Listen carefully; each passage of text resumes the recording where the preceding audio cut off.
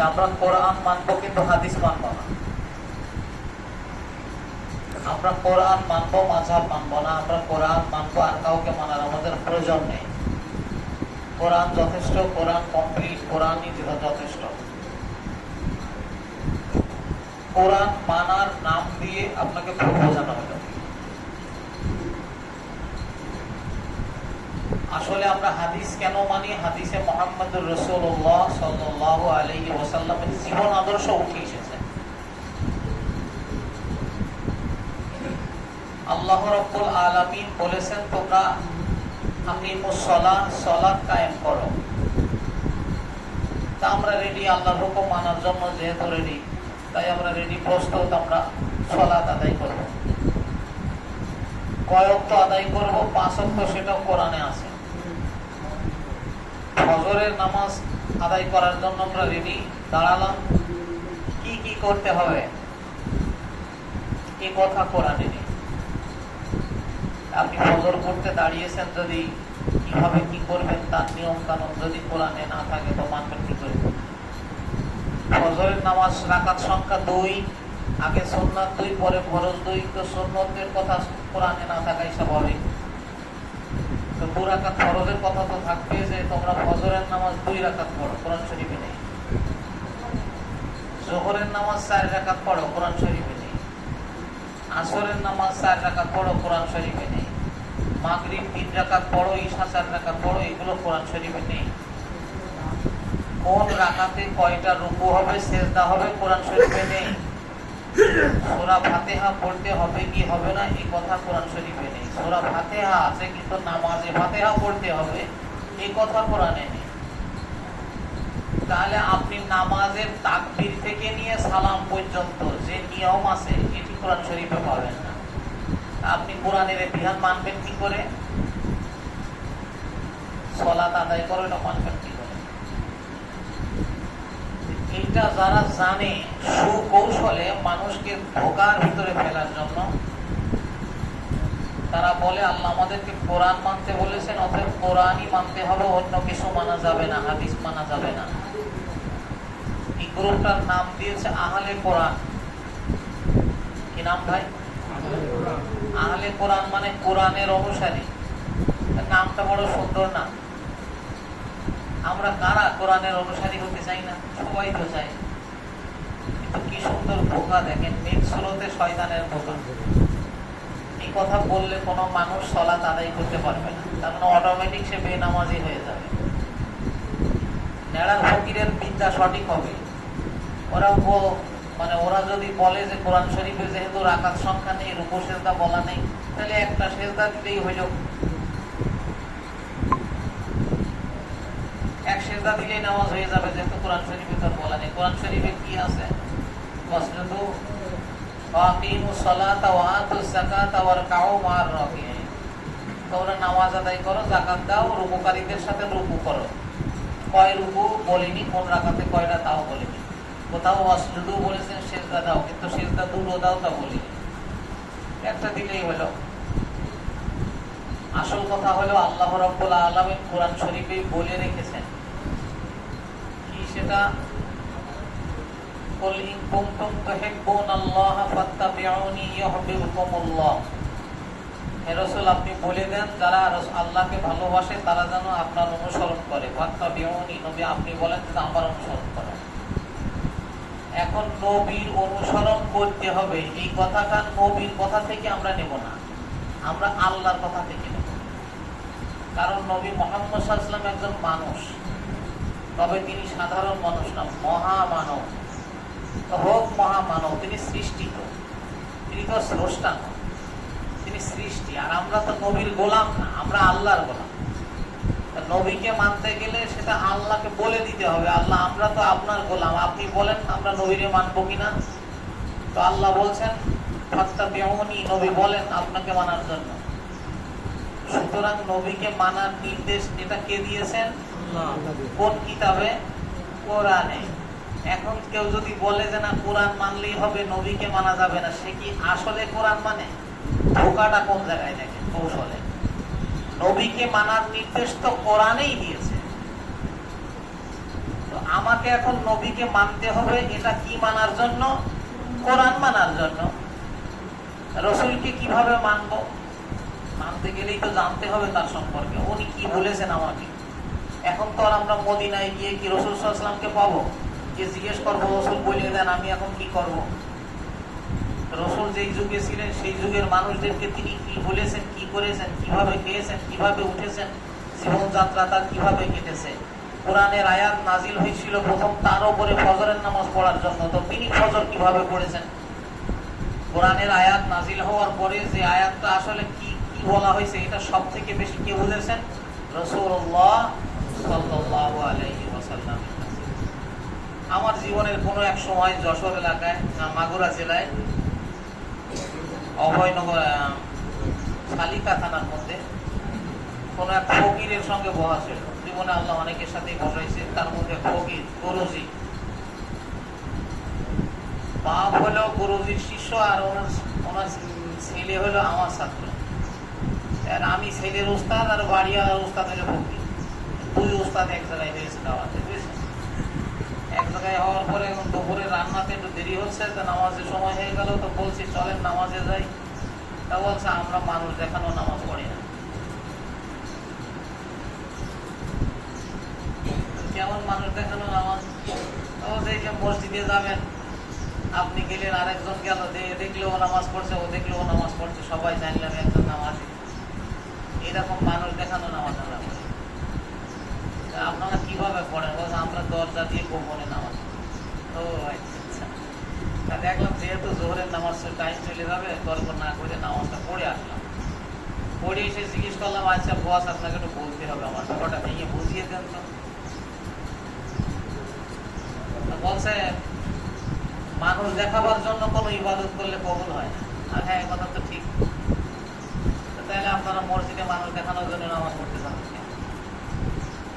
আচ্ছা আচ্ছা, নামাজ পড়তে আপনারা কিরা বলেছে? আমি এবার পাল্টা প্রশ্ন করছি, মানে না জানার ভান। তা বলছে কেন, কিরা বলবে? আল্লাহ বলেছে। তা আল্লাহ আমারে বলেছে না আপনারে বলেছে? কাকে বলেছে? বলছে কেন? আল্লাহ যখন বললেন সেটা তো কোরআন শরীফের মধ্যে আছে। বলছে আছে, তো কোরআনের এই কথাটা যখন বলেছিলেন সেটা কার উপরে বলেছিলেন, কাকে বলেছিলেন? তো বলছে মুহাম্মদ সাল্লাল্লাহু আলাইহি ওয়াসাল্লাম, মানে কোরআন নাজিল হয়েছিল তো মুহাম্মদ সাল্লাল্লাহু আলাইহি ওয়াসাল্লামের উপরে। তো মুহাম্মদ সাল্লাল্লাহু আলাইহি ওয়াসাল্লাম নামাজের আয়াত পেয়ে ঘরে দরজা আর জানলা দিয়ে অন্ধকারে একা একা নামাজ পড়েছিলেন, তাই না? এখন ফকির আর কথা পাই না। আমরা বলেন কোরআনের আয়াত মুহাম্মদ সাল্লাল্লাহু আলাইহি ওয়াসাল্লামের উপরে প্রথম নাজিল হয়েছিল, তিনি ভালো বুঝেছেন না আপনি ভালো বুঝেছেন? এক ফকিরের বাপের কি ক্ষমতা বলুক যে আমি ভালো বুঝেছি? তো বলছে না, তিনি ভালো বুঝেন। তিনি যদি বুঝে থাকেন তাহলে তিনি এই আয়াত পালন করার জন্য দরজা দিয়ে জানলা দিয়ে ভিতরে গোপনে নামাজ পড়েছেন। কারণ মসজিদে গেলে মানুষ দেখানো হবে। মসজিদে নববী মানে কি? বলছে নবীজির মসজিদ। নবীজি যদি মসজিদে নামাজি না পড়বে তা মসজিদে নববী হবে কেন? বলছে না, উনি তো মসজিদে নামাজ আদায় করেছেন। তাহলে বলেন মুহাম্মদ সাল্লাল্লাহু আলাইহি ওয়াসাল্লামের নামাজ হয়নি, কারণ উনি মানুষ দেখানো নামাজ আদায় করেছেন। এখন ফকির চুপ হয়ে গেছে, লাজবাব হয়ে গেছে। ফকির জানে না যে এই কায়দায় ধরা হবে। সবসময় কিন্তু দলিল দিয়ে চলে না, যে ওর তো দলিল নেই, ওর সাথে লড়তে গেলে দলিল ছাড়াই লড়তে হবে।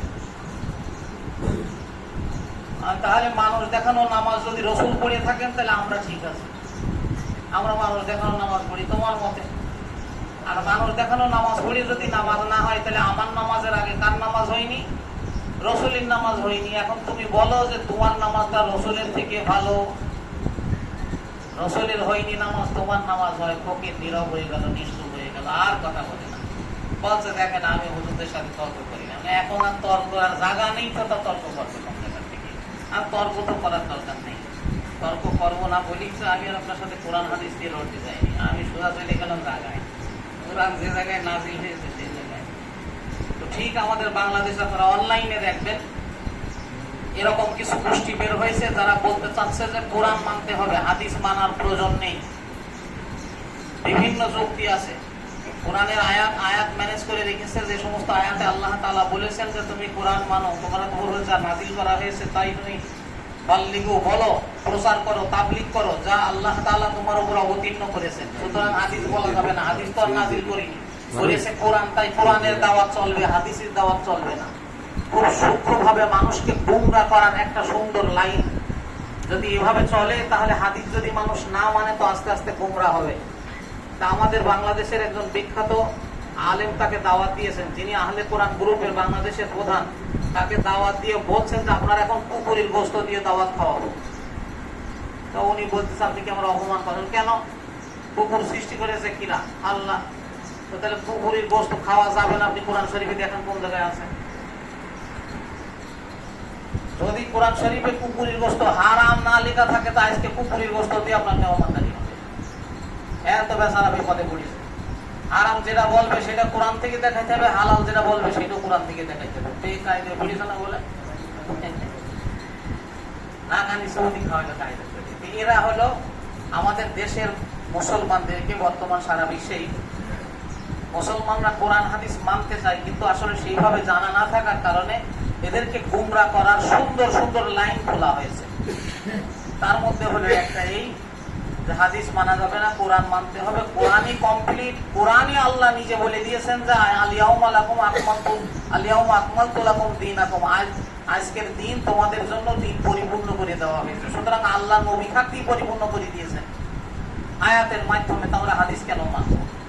সম্মানিত উপস্থিতি, যদি হাদিসকে কেউ না মানে তাহলে তার নামাজ আদায় করা হবে না, রোজা রাখা হবে না, কারণ আল্লাহ কোন ইবাদত বিস্তারিত ভাবে কোরআনে বলা নেই। কারণ শুধু নামাজের ওযু থেকে সালাম পর্যন্ত যদি কোরআনে বলতে হতো তো শুধু নামাজ নিয়ে অত বড় একটা কোরআন হইতো। ইসলামের যাবতীয় বিধিবিধান নিয়ে কোরআন যদি লেখা হইতো তাহলে কোরআন ঘাড়ে করে নিয়ে যাওয়া সম্ভব হইতো না। আল্লাহ রাব্বুল আলামিন বইকে কোরআনকে সংক্ষিপ্ত করেছেন, আর যেটা বুঝিয়ে দেওয়ার জন্য, পাঠ্যপুস্তক বুঝিয়ে দেওয়ার জন্য আল্লাহ তাআলা তার নবীকে পাঠিয়েছেন। নবী হাতে কলমে বুঝিয়ে দেবেন। শিক্ষকের কত গুরুত্ব যে আল্লাহ তাআলা 104 খান কিতাব পৃথিবীতে পাঠিয়েছেন, প্রধান ছিল 4টা। এই 104 খান কিতাব বোঝাবার জন্য আল্লাহ শিক্ষক পাঠিয়েছেন কতজন জানেন? মানে নবী পাঠিয়েছেন কতজন জানেন? লক্ষাধিক, 1 লাখ 2 লাখ। আমি মতান্তরের ভিতরে গেলাম না, সোজাসুজি কথা 1 লাখের বেশি। তো 104 খান কিতাব বোঝানোর জন্য যদি লাখের বেশি শিক্ষক লাগে, তাহলে আপনি কে যে আপনি হাদিস বাদে, সেই শিক্ষকের ব্যাখ্যা বাদে, রসুলের দেওয়া ব্যাখ্যা বাদে আপনি নিজে নিজে কোরআন বুঝবেন? আল্লাহ এটা বুঝিনি? অবশ্যই আল্লাহ তাআলা বুঝেছেন এবং হাতে কলমে বুঝিয়ে দিয়েছেন এসে রসুলরা।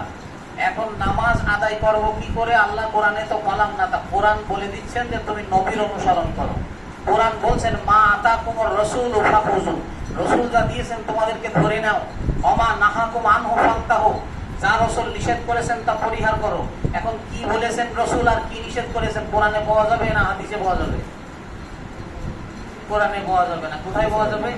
হাদিসে। কারণ কোরআনে কোথাও বলা নেই ক্বালা রাসূলুল্লাহ সাল্লাল্লাহু আলাইহি ওয়াসাল্লাম, রাসূল সাল্লাল্লাহু আলাইহি ওয়াসাল্লাম বলেছেন, এই কথা কোরআনে নেই। ক্বালা নবী সাল্লাল্লাহু আলাইহি ওয়াসাল্লাম, নবীজি বলেছেন, এই কথা কোরআনে নেই। তাহলে নবীজির কোন কথা কোরআনে নেই। আছে কার কথা কোরআনে? আল্লাহর কথা আছে। এখন আল্লাহ সেই কোরআনে বলে দিলেন নবী যা তোমাদেরকে দিচ্ছে তা নাও, নবী যা নিষেধ করছে তা তোমরা বেঁচে থাকো। তো নবী কি নিষেধ করেছেন কোথায় পাওয়া যাবে? হাদিসে। তো আল্লাহ যখন বলছেন নবীর আদেশ নিষেধ মানতে, তার মানে হাদিস আপনাকে মানতেই হবে, কারণ আপনি কোরআন মানতে বাধ্য। তাই আল্লাহ কোরআনে বলছেন আতিউল্লাহ, তোমরা আল্লাহকে মানো, আতিউর রাসূলা, এবং রাসূলকে মানো। এই কথাও কোরআনে আছে। কোরআন মানবেন তো আপনাকে এই কথা মানতেই হবে, আমি আল্লাহকেও মানি, রাসূলকেও মানি, মানে কোরআনও মানি, হাদিসও মানি। যদি বলেন আমি রাসূলকে মানি না, হাদিস মানি না, তাহলে আসলে আপনি কোরআন মানেন না। Chain of command. যদি সিপাহী বলে আমি আমার অফিসারকে মানি না, আমি আইজি কে মানি, তো আইজি এই কথা শুনে খুশি হয়ে ওনারে মেহমানদারি করাবেন মনে হয় না? চাকরি বাতিল হয়ে যাবে। কারণ সে যে অফিসারের অধীনস্থ আছে তাকেই মানতে হবে। তাকে মানলে বড় অফিসারকে মানা হয়। Chain of command. আমার আল্লাহ বলছেন কোরআন মানতে, সেই কোরআন বলছে নবীকে মানতে।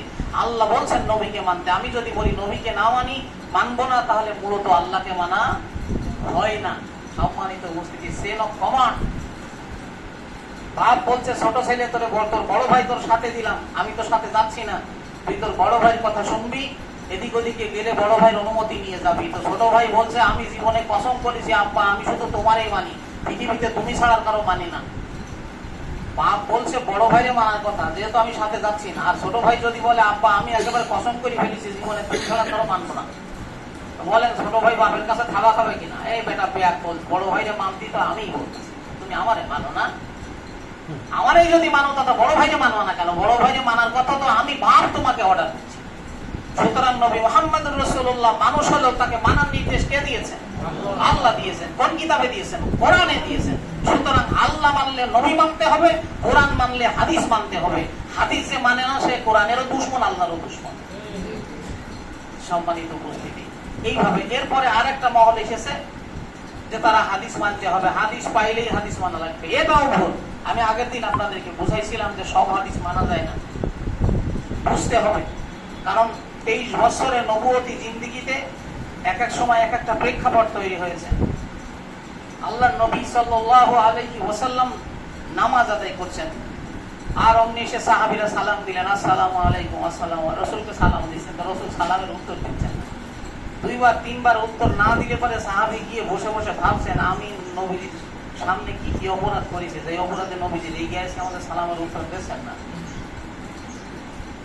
পরবর্তীতে নামাজ শেষ হলে রাসূল তাকে ডাকছেন, এই সময় দিকে আসো, আমি কিন্তু নামাজে ছিলাম, এই জন্য তোমার সালামের উত্তর দেই নাই। কারণ আল্লাহ তাআলা প্রয়োজন মাফিক নতুন নতুন বিধান অবতীর্ণ করেন। আমি নাসাই শরীফ থেকে বলছি, এই যে হাতে কাগজ মসজিদের বারান্দায় বসে বসে হাদিস দেখে দেখে লিখছিলাম, নোট করছিলাম। পরপর 3টি হাদিসের রাসূল একবার শব্দ উল্লেখ নতুন নতুন বিধান অবতীর্ণ করেন। প্রেক্ষাপটে নতুন বিধান দিয়েছেন কি? আল্লাহ। আগে সালাম দেওয়া নামাজের মধ্যে জায়েজ ছিল, উত্তর দেওয়াও জায়েজ ছিল। আল্লাহ নিষেধ করেছেন, এখন আমি রাসূল আর সালামের উত্তর দিতে পারি না। আগে কথা বলা বৈধ ছিল, পিছন থেকে একজন এসে বলতে পারতো ভাই নামাজ কয় রাকাত হয়েছে, নামাজে আছে যে গোড়া থেকে আছে তাহলে জিজ্ঞেস করতে ক রাকাত হয়েছে, কিন্তু সে বলতো 2 রাকাত হয়ে গেছে। এটা বলা বলি জায়েজ ছিল। কিন্তু আল্লাহ তাআলা বললেন হাফিজু আলাস সালাওয়াতি ওয়াস সালাতিল উসতা কুমু লিল্লাহি কানিতিন, তোমরা নামাজের মধ্যে বিনয়ী হয়ে দাঁড়াও। এই আয়াতের দ্বারা কথা বলা নিষিদ্ধ হয়ে গেছে।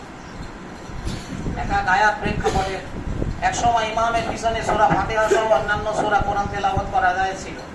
আল্লাহ তাআলা সূরা আরাফের 204 নম্বর আয়াত নাযিল করলেন, ওয়াইজা কুরিআল কুরআনু ফাসতামিউ লাহু ওয়া আমসিতু লাআল্লাকুম তুরহামুন। তোমরা যখন কোরআন তেলাওয়াত করা হয়, কোরআন পড়া হয়, তখন তোমরা চুপ থাকতে শুনবে, আল্লাহর রহমত তোমরা পাবে। এই আয়াত নাযিল হলে পরে নামাজে কিরাম মুক্তাদি পড়া বন্ধ হয়ে যায়, কারণ ইমাম যখন পড়ছেন মুক্তাদি আর পড়তে পারবে না। তাহলে পড়া আগে বৈধ ছিল। আপনি পড়ার হাদিস বহুত দেখাতে পারবেন যে ইমামের পিছনে সূরা ফাতিহা পড়া যাবে, পড়তে হবে, বা অন্যান্য সূরা কেরাত পড়তে হবে, এরা হাদিস দেখাতে পারবেন। কিন্তু সেটা যে নিষিদ্ধ হয়ে গেছে এটাও তো আপনাকে জানতে হবে। শুধু একটা দলিল দিয়ে মানুষকে যদি বিভ্রান্ত করেন তাহলে হবে না। দেখেন এই যে নামাজের মধ্যে হাত উঁচু করা, আমরা একবার উঁচু করি, অনেকে আছে না বারবার উঁচু করে ভাই, মনে করেন যে ওদের হাদিস নেই, না ওদের হাদিস আছে, খুব টনটনে মজবুত হাদিস আছে। কিন্তু মজবুত হাদিস হলেই তো আর দলিল হয় না রে ভাই। আগের দিন দেখাইছিলাম যে বুখারী শরীফের মধ্যেই 2 রকম আছে। একবার আছে আল্লাহর নবী 60 বছরে ইন্তেকাল করেছে, আর একবার আছে 63 বছরে। কোনটা ঠিক? দুটোই তো বুখারী শরীফ। মরা কি 2 বার হয়েছে? রাসূল তো 2 বার মরেনি, একবারই ইন্তেকাল করেছে। তো মজবুত সহিহ হাদিসে বুখারী হাদিসের মতো মজবুত আমার হাদিস হয় নাকি? পান করা অধ্যায়ে যাবেন, বুখারী শরীফে আছে হযরত আলী রাদিয়াল্লাহু তাআলা আনহু বলছেন যে আল্লাহ নিজে মসজিদে দাঁড়িয়ে মসজিদ দরজায় দাঁড়িয়ে তিনি পান করলেন পানি। এরপরে বলছেন দেখো তোমরা যারা দাঁড়িয়ে পানি পান করাকে অপছন্দ করো তারা শোনো, আল্লাহর নবী এভাবে দাঁড়িয়ে পানি পান করতেন। তো নবীজি দাঁড়িয়ে পানি পান করেছেন, নিজেও হযরত আলীও করলেন, তাহলে তো সুন্নত হয়ে গেল। আর যারা পছন্দ করে না তাদেরকেও শোনাই দিলেন হযরত আলী যে নবী এভাবে পান করেছেন, তোমরা অপছন্দ করবে কেন? কিন্তু মুসলিম শরীফে পান করা অধ্যায়ে গিয়ে দেখেন সেখানে বলা আছে রাসূল সাল্লাল্লাহু আলাইহি ওয়াসাল্লাম দাঁড়িয়ে পানি পান করতে নিষেধ করেছেন। কোনটা সহিহ আর কোনটা সহিহ? বুখারী মুসলিম সবই সহিহ। অন্য হাদিসে আছে দাঁড়িয়ে পানি পান করা পানকারীকে রাসূল ধমক দিতেন, সাধারণ নবী ধমক দিতেন। অন্য হাদিসে আছে দাঁড়িয়ে পানি পান কর যদি কেউ করে থাকে ভুল করে তো সেটাকে বমি করে ফেলার অর্ডার দিয়েছেন। তো বুখারীতে হয়ে গেল সুন্নাত আর মুসলিমে গিয়ে হয়ে গেল হারাম। কোনটা নেবেন? এখন গবেষণার প্রয়োজন আছে। গবেষণা কি? যে হযরত আলী তো মিথ্যা বলতে পারেন না, রাসূল দাঁড়িয়ে পানি পান করেছেন, এটা সত্য, হযরত আলী বলেছেন। আবার রাসূল নিষেধ করছেন, বলছেন বমি করে ফেলতে, ঘটনা কি? কোন হাদিস কানটা মানবো?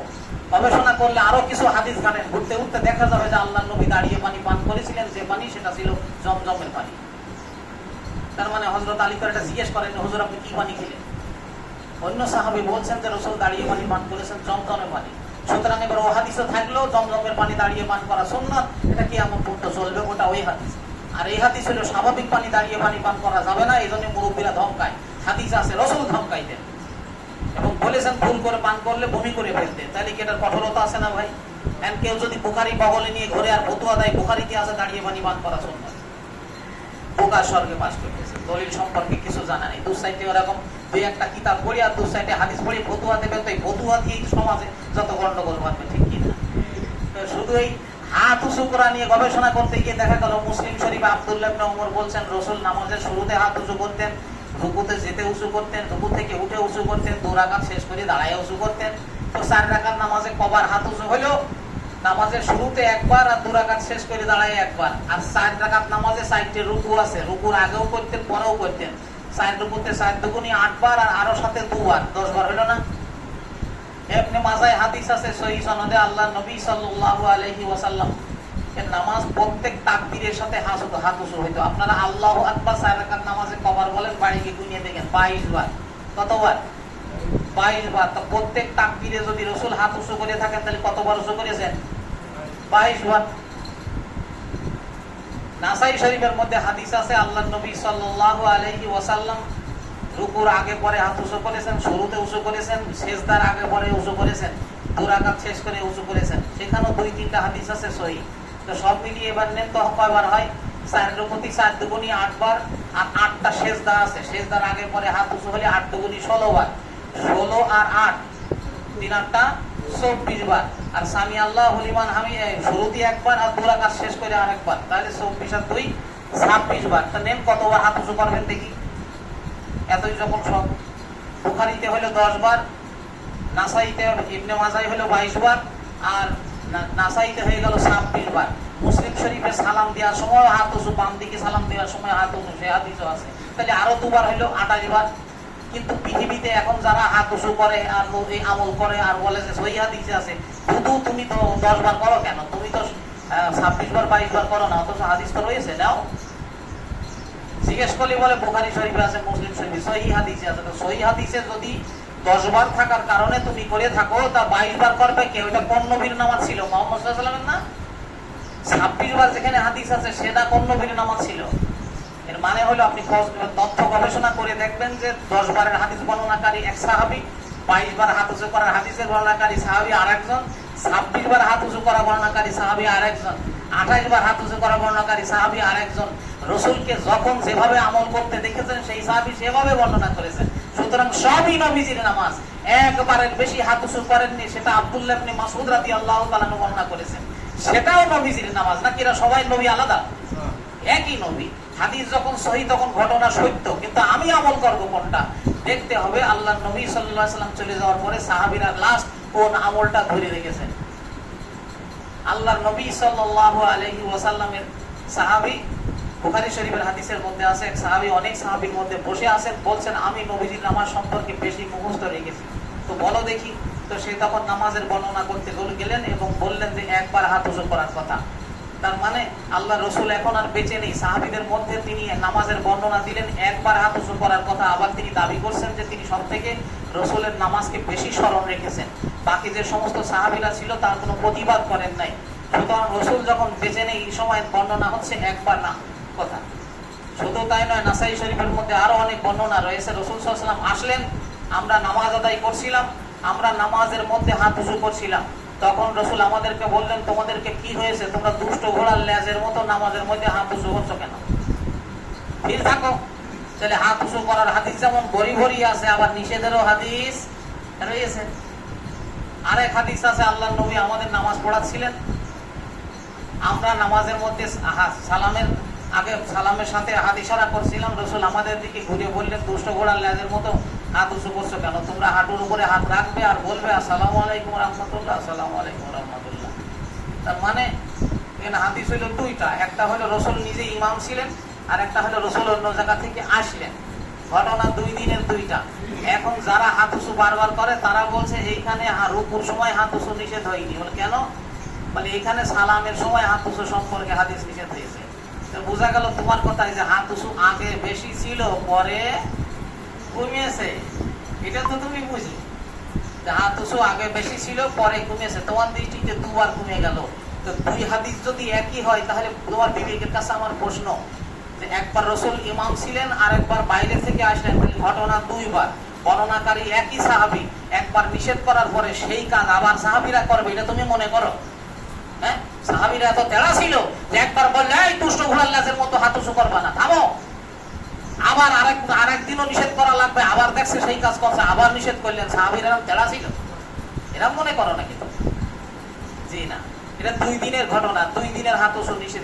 এক হাদিসে সালামের কথা আছে আর এক হাদিসে পরিষ্কার আছে আমরা নামাজের মধ্যে হাত উঁচু করছিলাম, রসুল বললেন স্থির থাকো। তো আমরা জানি যে সালামের হাত উঁচু হাদিস দ্বারা নিষিদ্ধ হয়েছে, নামাজের ভিতরে হাত উঁচু নিষিদ্ধ হয়েছে, তাহলে নামাজ বাকি আছে কোনটা? আমরা নামাজ শুরু করার সময় যে হাত উঁচু করি সেই হাত উঁচু কি নামাজের ভিতরে? এটা হলো শুরু, আল্লাহু আকবার বলে হাত বাঁধলাম তো এবার শুরু হয়ে গেল, এই হলো নামাজের বাইরের হাত উঁচু। তাহলে হাদিস এতগুলো গবেষণা করার পর সিদ্ধান্ত পৌঁছালো যে লাস্ট হাত উঁচু কয়বার, আর বাকি যেগুলো আছে সেগুলো সব সহি, ঠিক আছে, কিয়ামত পর্যন্ত সহি থাকবে। এগুলো লিখলে ইতিহাস সঠিক হবে, কিন্তু আপনাকে আমল করতে হবে সবগুলো না, একটাই আমল করতে হবে। এ সম্পর্কে গবেষণা যাদের নেই, একটা হাদিস পাইলেই যে বলে বেড়ায়, আমল করে বেড়ায়, এরকম নতুন যুবকের আবির্ভাব সমাজে ঘটছে না? ঘটছে না? আর অমনি গন্ডগোল করে বেড়াচ্ছে সব জায়গায়, বুঝতে পেরেছেন তো? আলেম ওলামা মুহাদ্দিসদের থেকে এরা বেশি বোঝে। এই জন্য আসুন হাদিস পড়ে আর কোরআনের 2-1 আয়াত পড়ে বিভ্রান্ত হবেন না। আলেম ওলামা জ্ঞানীদের মাধ্যমে হাদিস পড়ুন, জানুন, বুঝুন, ইনশাআল্লাহ সঠিক দিন পাবেন। যে কোনো একটা আমলের বিষয়ে ফতোয়া বের করতে গেলে 22-23 খান হাদিস পড়তে হয়, তাও 22-23 খান কিতাব একা কিতাবে আছে, এক জায়গায় নেই। এতগুলো কিতাব তোমার কাছে আছে কিনা, এই হাদিসগুলো সহি কিনা সে যোগ্যতা তোমার আছে কিনা, এগুলো বোঝার যোগ্যতা তোমার কাছে আছে কিনা, না থাকলে তুমি কেমনে বুঝবে? আল্লাহ রাব্বুল আলামিন আমাদেরকে বুঝার দান, সহি বুঝদান করুন। আমিন। আখিরি দাওয়ানা আলহামদুলিল্লাহি রাব্বিল আলামিন। যারা সুন্নাত পড়েনি সুন্নাত পড়ে নিন।